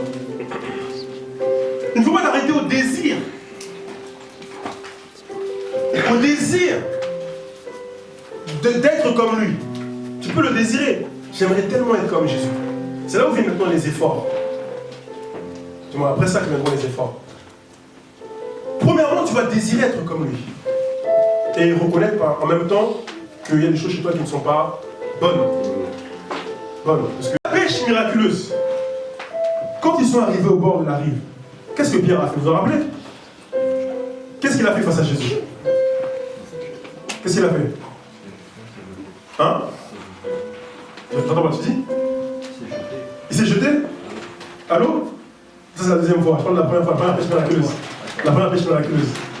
Il est parti au milieu. Hein? Il est parti au milieu de l'eau. Il est parti? Il est parti pêcher. Après avoir pêché, que la pêche ait produit, voilà, qu'il a vu que celui-là, là, c'est vraiment. Voilà. Jésus. Ah non, il a dit que je suis un pécheur. Voilà. Vous avez vu ça? Il a tellement vu la gloire de Dieu en Jésus, bien il a vu la gloire qui était en Jésus, ça lui a reflété directement son image à lui. Il va me dire, ôte-toi de moi, recule, c'est trop glorieux. Et moi je suis un homme. En fait, quand tu vois la gloire de Dieu, tu te vois aussi toi-même. Tu vois, moi je suis où là? Je suis loin. Il faut que je me rapproche. Amen. Donc, pour récapituler, tu vois l'image de Christ. Tu reconnais que tu es loin. Ensuite, tu désires te rapprocher. Tu reconnais, mais tu ne t'éloignes pas. Hein. Il y en a qui reconnaissent et qui s'éloignent quand même, s'ils ont peur. Vous savez, c'est comme quand Dieu est descendu sur la montagne et que les Hébreux ont demandé à Moïse, voilà, parle à nous à sa place. Parce qu'ils reconnaissaient que non, ils étaient trop loin. Et n'avaient pas non plus, eux, le désir de se rapprocher. Il y avait des cœurs endurcis. Toi, tu vois sa face, tu vois sa gloire. Tu reconnais que tu es loin, mais tu as le désir de te rapprocher. Tu ne dois pas t'arrêter au désir. Après le désir, il faut que tu aies foi que c'est possible. Il faut que je croie que c'est possible. Il faut que je croie que je peux arrêter de mentir si je suis un menteur. Que je peux arrêter de voler si je suis un voleur. Que je peux arrêter de tomber dans la publicité si je suis un impudique. Que je peux arrêter de convoiter si la convoitise était liée à moi. Alléluia. Il faut que je le croie. Et c'est pas la première, au premier tombement que je disais, allez, c'est bon. Moi, c'est fini, je convoiterai toujours. Non. À partir de ce moment-là, mon ami, tu as un chemin pour l'enfer. Sache-le. Tu as arrêté de croire. Elle déclare que la victoire qui triomphe du monde, c'est notre. Non, toi, tu as arrêté d'avoir foi. Donc, Jésus dit, quand il reviendra, trouvera-t-il encore Donc, des gens qui croient et qui luttent et qui démontrent qu'ils croient. Parce que la foi sans œuvre, vous êtes avec moi? La foi sans œuvre, elle est. Moi, je désire aimer plus. Je reconnais que je n'aime pas assez, Seigneur. Et j'aime comment tu aimes. c'est trop pour mon conscient intellectuel. C'est au-delà de tout ce que je peux imaginer. Et j'aimerais aimer comme tu aimes. Et je crois que c'est possible. Et maintenant que je crois que c'est possible, je prie, Seigneur, aide-moi. Aide-moi. Augmente la foi en moi. Aide-moi à être comme ça. Une fois que j'ai foi, la foi sans œuvre étant morte, eh ben, je vais commencer à m'essayer, à faire des efforts. Les efforts découlent de tout cela. De tout cela. Et Dieu verra mes efforts. Et Dieu verra que j'ai eu foi au moins. Et Dieu verra que j'ai eu le désir au moins. Et à partir de là, j'ai déjà la victoire. Alléluia. J'ai déjà la victoire. À partir du moment où je suis sur le chemin de l'effort, j'ai déjà la victoire. Quand il reviendra, Jésus, me trouvera-t-il sur le chemin de l'effort ou ayant abandonné, venant dans les assemblées, venant dans les programmes, suivant les messages sur Internet ou je ne sais où. Alléluia. Fréquentons une église physique avec des frères et sœurs ou une église virtuelle à travers Internet, comme certains, dans l'église virtuelle. Quand il reviendra, comment me trouvera-t-il? En train de faire des efforts parce que j'ai eu foi et que j'ai désiré être comme lui, ou ayant abandonné, malgré mes fréquentations de frères et sœurs. Je viens aux assemblées, mais derrière là, je suis toujours un voleur. Je viens aux assemblées, mais derrière là, je suis toujours un menteur. Je viens aux assemblées, mais moi, la convoitise, c'est pas possible. Pas possible. Toutes les femmes qui passent là, mes yeux aussi sont passés dessus. Tous les hommes qui passent là, mes yeux sont passés dessus. Ayant hâte de les croire. À partir du moment où tu arrêtes de croire que c'est possible, à partir du moment où tu arrêtes de faire des efforts, tu es sur le chemin de l'enfer. Au jour d'aujourd'hui, fais-tu encore des efforts? On va commencer par la base. Au jour d'aujourd'hui, reconnais-tu déjà que les choses ne sont pas normales? Amen, amen, amen, amen, amen. Au jour d'aujourd'hui, désires-tu changer? As-tu les regards fixés sur Christ? Ou bien tu as les regards fixés sur le camp d'Iraton? Je viens là pour me donner bonne conscience, mais je suis loin de Dieu.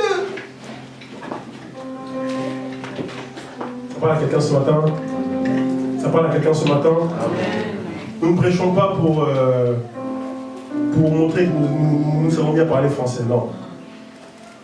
Il faut que la prédication produise quelque chose. Il faut que ce matin produise quelque chose.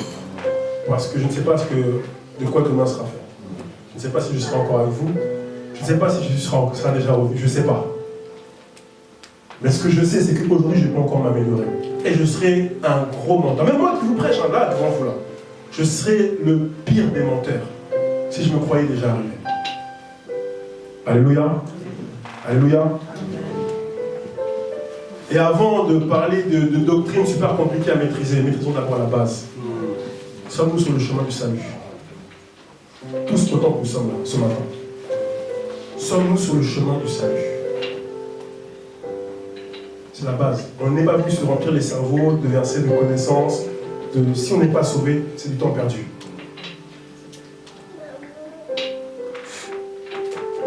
Sommes-nous sur le chemin du salut? Luc 18.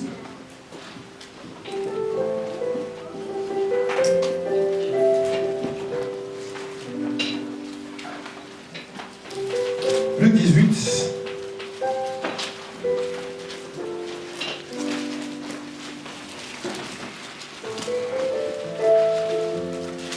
À partir du verset 1er, je veux dire, ce qu'il va trouver verset 1er 18, ça va être Jésus leur dit une parabole pour montrer qu'ils devaient toujours prier sans se décourager. Oui, jusqu'au verset 18. Okay. Jusqu'au verset 8, excuse-moi. Il dit, il y avait dans une ville un juge qui ne craignait pas Dieu, qui n'avait d'égard pour personne. Il y avait aussi dans cette ville une veuve qui venait de dire « Rends-moi justice contre ma partie adverse ». Pendant longtemps, il refusa, mais ensuite, il dit « Même si je ne crains pas Dieu et je n'ai pas d'égard pour personne, puisque cette veuve me fatigue, Je vais lui rendre justice, afin qu'elle vienne pas sans cesse me déranger. Le Seigneur ajouta, écoutez ce que dit le juge injuste. Et Dieu ne fera-t-il pas justice à ceux qu'il a choisis et qui crient à lui jour et nuit? Le fera-t-il attendre? Je vous le dis, il leur fera rapidement justice, mais quand le Fils de l'homme viendra, trouvera-t-il la foi sur cette terre? Alléluia. Ce passage étonnant. Sur les 8 premiers versets, la parole nous parle, on va dire, de justice, premièrement. Ensuite, du fait de prier, donc de crier à Dieu, de la prière. Mais la chute nous parle de la foi. On peut se dire, mais c'est quoi le rapport? Parce que dans tout le passage, on dit que c'est une femme qui va crier, etc., au juge de tenir justice. Mais à la fin, Jésus conclut en disant, quand le Fils de l'homme viendra, trouvera-t-il encore la foi sur la terre? Donc, par ce récit, Christ nous démontre qu'est-ce que la foi. Ce n'est pas simplement le fait de croire. Parce que si pour toi, la foi, c'est le fait de croire, quand Jésus reviendra, il y aura beaucoup de gens qui croiront en lui. Hein. Ça, c'est sûr. C'est sûr. Hein. D'ailleurs, sinon, ils ne viendront pas devant lui pour dire nous avons dit Seigneur, Seigneur. C'est-à-dire qu'ils croyaient au moins en Seigneur. Alléluia. Alléluia. Amen, amen. Quand il reviendra, c'est sûr qu'il y aura beaucoup de croiront en lui. Ce n'est pas de cette foi-là dont il est question. De la foi manifeste, c'est-à-dire des efforts. Quand Jésus reviendra, te trouvera-t-il encore en train de crier à lui? Seras-tu parmi ceux qui crient encore à lui? Par rapport à la plus grande des injustices, le péché d'abord qui t'a été imputé, du fait de la séduction de l'ennemi. Seigneur, je crie à toi parce que cette nature pécheresse qui est en moi, je lutte avec, et comme disait Paul dans 1 Corinthiens 7, eh ben, le bien que je veux faire, je n'y arrive pas. Et le mal que je ne veux pas faire, je le fais. Alléluia. Et te trouveras-t-il en train de crier à Dieu par rapport à cela, déjà premièrement, avant de crier à Dieu parce que tu te manques des choses matérielles? Quand il reviendra, te trouveras-tu encore dans cette position? C'est ça la question, frère. C'est ça la question. La Bible dit une chose, si quelqu'un a à se plaindre, mais c'est ce passage, je crois que c'est Lamentation de Jérémie qui dit ça. Si quelqu'un a à se plaindre de quelque chose, qui se plaigne déjà de quoi? Vous connaissez ce passage? Si quelqu'un a à se plaindre de quelque chose, qui se plaigne déjà de ses propres péchés. Lamentation, pas le chapitre de Lamentation. Alléluia.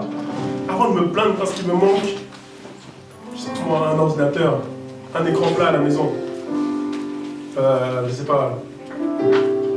Commence d'abord par te plaindre de tes propres péchés. Parce que toutes ces choses-là passeront. Alléluia. Toutes ces choses-là vont passer. Et nous prions Dieu de ne pas passer avec ces choses-là. Amen. Alléluia. C'est ça notre prière. Mon frère, chaque jour de ta vie, et si ce n'était pas le cas avant, parce que tu avais appris Christ de la mauvaise manière, voici la bonne manière dans laquelle nous apprenons Christ. Vous, du moins, ce n'est pas comme ça que vous avez appris Christ, comme dit le passage. Si conformément à la vérité, vous avez appris à vous dépouiller. Ça veut dire que le dépouillement, c'est chaque jour. Chaque jour, j'enlève.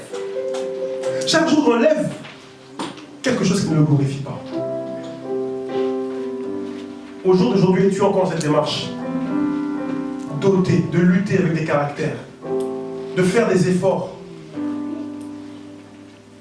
C'est pour ça que la communion est une bonne chose, justement. C'est un bon test pour voir si tu as changé. Tu veux savoir si tu as changé? Commence à fréquenter des frères, des sœurs, des collègues de travail. Écoute le témoignage de ton frère, de ta sœur. Écoute le témoignage de tes collègues de travail. Écoute le témoignage de ta famille, de tes parents. Écoute le témoignage de ton mari ou de ta femme. C'est très important. Tu sauras réellement si tu as changé. Alléluia. Amen. Qui reconnaît ce matin qu'il doit faire des efforts? Qui reconnaît ce matin qu'il doit faire des efforts? Alléluia. Qui ce matin se dit en lui-même, certes je dois faire des efforts, Mais au jour d'aujourd'hui, je dois me lever et vraiment combattre ces choses. Pierre parle de ces passions qui font la guerre à l'âme. Alléluia. Il y a des choses qui me combattent terriblement, des caractères que j'ai l'impression qu'ils sont liés à moi. Et je ne fais pas forcément d'efforts. Mais aujourd'hui, devant Dieu, devant les hommes, devant les anges, devant le monde des ténèbres, je veux montrer à cette grande nuée de témoins que je veux faire des efforts. Et non seulement je veux le montrer, mais je veux me battre par la grâce que Dieu va mettre en moi. Parce que je crois qu'il va te renouveler aujourd'hui. Je crois qu'il va te renouveler ce matin. Alléluia. Alléluia.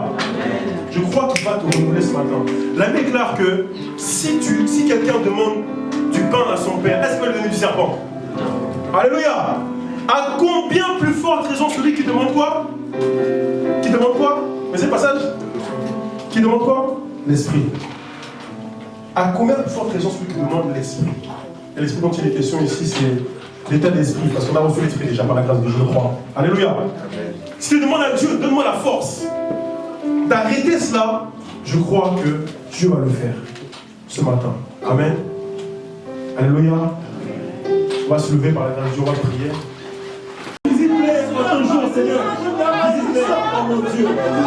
Visite-les. Pardonne-leur, car ils ne savent pas ce qu'ils font. Visite-les, Seigneur notre Dieu. Visite-les. Et guéris les cœurs de ceux qui ont été offensés.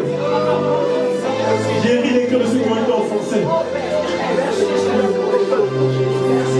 Guéris les cœurs, même à travers tous ceux qui verront ce message, qui verront ce message de cette vidéo, qui auront été offensés. Seigneur, guéris les cœurs. Guéris les cœurs, Seigneur, car tu as dit de guérison. La Bible déclare que tes enfants rebâtissent sur d'anciennes ruines. Et tu rebâtiras sur d'anciennes ruines. Père, une ruine n'est jamais finie.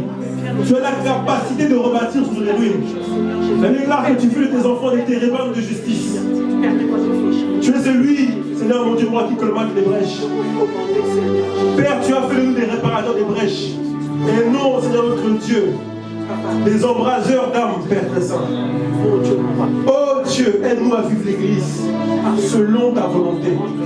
Non selon un système, non selon, Seigneur notre Dieu, pas une idéologie humaine et charnelle, mais selon ta volonté, comme tu l'as laissé, Seigneur notre Dieu. Je te bénis car ce matin, je sais, Papa, que des cœurs sont guéris et en voie de guérison.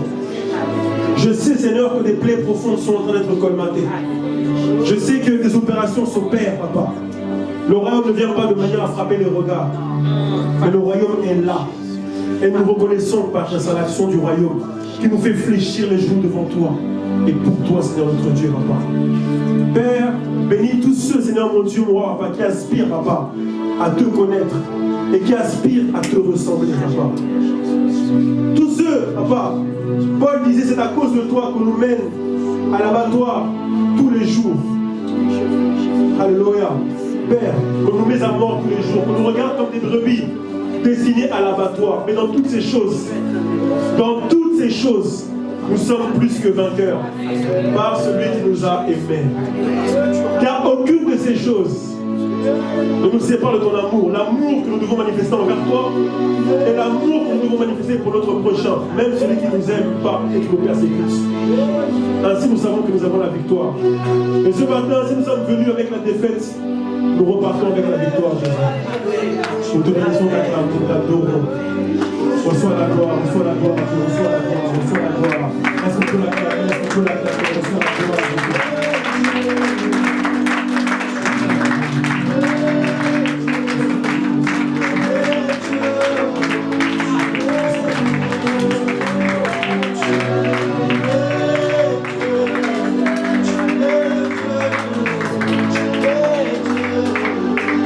Alléluia. Dieu. Je sens aussi de prier pour l'Église, par la grâce de Dieu là où nous sommes, parce que l'Église actuellement souffre énormément. Vous pouvez vous lever si vous voulez vous lever par la grâce de Dieu. Nous allons encore prier, parce que Dieu met dans mon cœur pour l'Église. Pour que l'Église qui est aujourd'hui pas révélée, si je peux dire, donc cachée, qui a été cachée, la véritable Église du monde, celle qui est censée refléter Christ, qui est l'amour de Christ, qui a été cachée par toutes ces pseudo-églises de puissance, de je ne sais quoi, de philosophie, de je ne sais quoi, puisse être révélée. Que cette parole que nous avons lue tout à l'heure de Jean 13, 34, qui nous disait que c'est quand vous aurez de l'amour les uns pour les autres qu'on reconnaîtra que mes disciples puissent s'accomplir dans cette génération. Là où tu as prié pour l'Église qui a été combattue, la Bible déclare que le séjour des morts ne prévaudra, n'importe séjour des morts ne prévaudront point contre elle. C'est avant que nous puissions prier. Parce que le séjour des morts, la mort ne doit pas avoir l'avantage dans cette guerre, dans cette lutte. Que l'Église puisse gérer dans cette génération. Qu'on reconnaisse des enfants de Dieu à l'image de Christ. Là où tu es, lève ta voix, commence à prier. Commence à prier par la grâce de Christ. Nous te prions. C'est une prière que nous te faisons ce matin. Nous voulons que l'Église, Papa, jaillisse. Que l'Église jaillisse. Qu'elle se révèle. Qu'elle se révèle. Tous les enfants de Dieu qui aspirent à cette Église, à l'image de Christ, se révèle au nom de Jésus. Réveille tes enfants.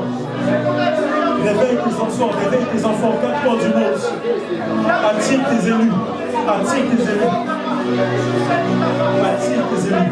Attire tes élus.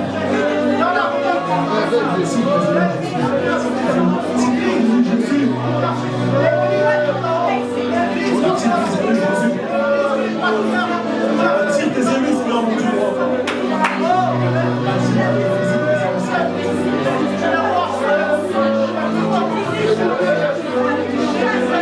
Quelque chose à se passer, quelque chose à se passer. Oh, j'ai foi, quelque chose à se passer. Dans cette génération, quelque chose de nouveau va se passer. Quelque chose va se passer.